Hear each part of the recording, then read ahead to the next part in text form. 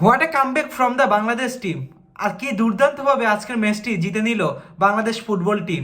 কথায় আছে শেষ বলো যা সব ভালো তার, এবং বাংলাদেশ ফুটবল টিম তার প্রমাণ রাখলো আবারও।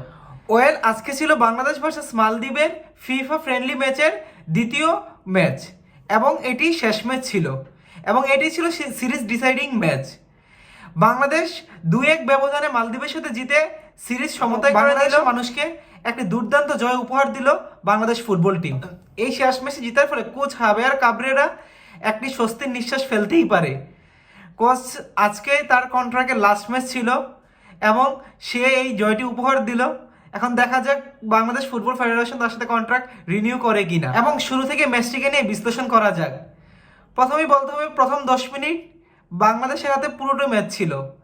তারপর থেকে পরবর্তী 30 মিনিট মালদ্বীপ পুরো ডমিনেট করে খেলেছে, এবং তার ফলস্বরূপ 22 মিনিটের মাথায় আলী ফাসির মালদ্বীপের হয়ে প্রথম গোলটি করেন, এবং তখন বাংলাদেশ ফুটবল ফ্যানদের হার্ট ব্রেক হয়ে যায়। প্রথম 10 থেকে 40 মিনিট অবধি বলার মতো বাংলাদেশ একটি অ্যাটাক করতে পারে, তাও সেটা 39 মিনিটে।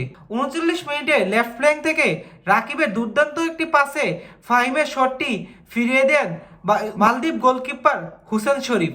মালদ্বীপের গোলকিপার হুসেন শরীফ দুর্দান্ত গোলকিপিং করেছেন until 42 minutes, and then what a goal from Mujibur Rahman Johnny.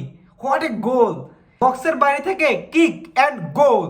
Bangladesh 39 minute থেকে 42 মিনিটের মধ্যে 3টা চান্স ক্রিয়েশন করেছেন, অ্যান্ড তারপরেই মুজিবুর রহমান জনির ব্রিলিয়েন্স গোল, এবং বাংলাদেশ হাফ অ্যান আওয়ারের আগেই সমতায় ফিরেছে। যদিও এটি মুরসালিনের অ্যাসিস্ট ছিল, কিন্তু all credit goals for Johnny. এটি তার ক্যারিয়ারের সেকেন্ড গোল, এবং বাংলাদেশের 2024-এর সেকেন্ড গোল এটি। এখন যদি সেকেন্ড হাফের কথা বলি, সেকেন্ড হাফ পুরোটাই বলতে গেলে বাংলাদেশের ডমিনেন্স ছিল। যদিও এটি ফ্রেন্ডলি ম্যাচ ছিল, কিন্তু বাংলাদেশ এবং মালদ্বীপের প্লেয়ারদের বডি ল্যাঙ্গুয়েজে এটিকে একদমই ফ্রেন্ডলি ম্যাচ মনে হচ্ছিল না, মনে হচ্ছিল কোনো টুর্নামেন্টের নকআউট ম্যাচ। রেফারি কার্ড দেখেও মনে হচ্ছিল এটি কোনো ইম্পর্টেন্ট ম্যাচ। তারই ধারাবাহিকতায় বাংলাদেশ ক্যাপ্টেন সোহেল 62 মিনিটে একটি হলুদ কার্ড দেখে। যদিও বাংলাদেশ সেকেন্ড হাফে ডমিনেট করে খেলছিল, কিন্তু কাঙ্ক্ষিত গোলের দেখা পাচ্ছিল না বাংলাদেশ। 84 মিনিটে একটি দুর্দান্ত গোলের সুযোগ ক্রিয়েট হয়েছিল। বাংলাদেশি ডেবিউটার নাম্বার 9 পজিশনে খেলা পিয়াস আহমেদ নুবার সেই চান্সটি মিস করেছে। মালদ্বীপ গোলকিপারের রিবাউন্ড বলে সে একদম গোলপোস্ট ফাঁকা পেয়েও বলটি কিভাবে মিস করলো সে হয়তো নিজেও এখন কোশ্চেন করবে নিজেকে। সে যদি আজকে গোলটি করতে পারতো তাহলে তার অভিষেকটা কি সুন্দরই না হতো।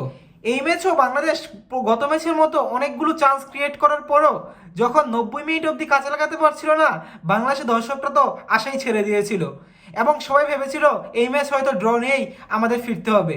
কিন্তু এডের টাইমে সুপার সাব হয়ে নামা পাপন সিং শাহরিয়ার ইমনের অ্যাসিস্টে কি দুর্দান্ত না একটি গোল করলেন। সে কিন্তু ইউজুয়ালি মিডফিল্ড পজিশনে খেলার কথা ছিল, মিডফিল্ডাররা এত ডিবক্সের ভিতরে থাকে না, এবং কিন্তু সামহাউ সে ওইখানে ছিল এবং একটি দুর্দান্ত কিকে গোল দিল। আর এভাবেই বাংলাদেশের কামব্যাক রচিত হলো। অলওয়েজ আমরা দেখতাম বাংলাদেশ লাস্টের দিক দিয়ে এসে গোল খেত, অনেকদিন পরে দেখা গেল বাংলাদেশ লাস্ট সময় এসে গোল দিয়ে দেশকে জিতিয়ে দিল এবং সমর্থকদের মান রক্ষা করলো। বাংলাদেশের এটি এই উইন্ডোতে লাস্ট ম্যাচ ছিল, এবং বলতে গেলে বাংলাদেশের এই বছরটি খুবই বাজে গিয়েছে। কিন্তু ওই যে আগের কথাই, শেষ ভালো যা সব ভালো তার। পরের বছরের মার্চের আগের অবধি আমরা সকল দর্শকরা এই একটি খুশি নিয়ে অ্যাটলিস্ট স্বপ্ন দেখতে পারবো বাংলাদেশে 2025 সালটি খুবই ভালো যাবে। So well played Bangladesh.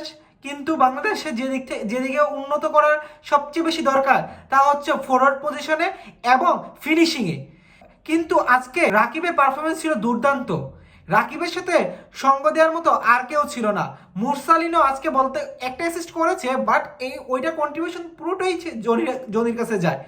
So বলতে গেলে আজকে মুরসালিনও অফ ছিল এবং সোহেলও অফ ছিল, কিন্তু জয় তো জয়ই হয়। এরই সাথে মালদ্বীপের সাথে 1-1 ব্যবধানে এই সিরিজটি শেষ করলো Bangladesh. Thank you Bangladesh football team আমাদের এমন একটি জয় উপহার দেওয়ার জন্য। আজকে সবার রাত্রের ঘুমটা খুব ভালো হবে ইনশাল্লাহ। That's it for today. Please subscribe my YouTube channel and follow my Facebook page. Bye bye guys.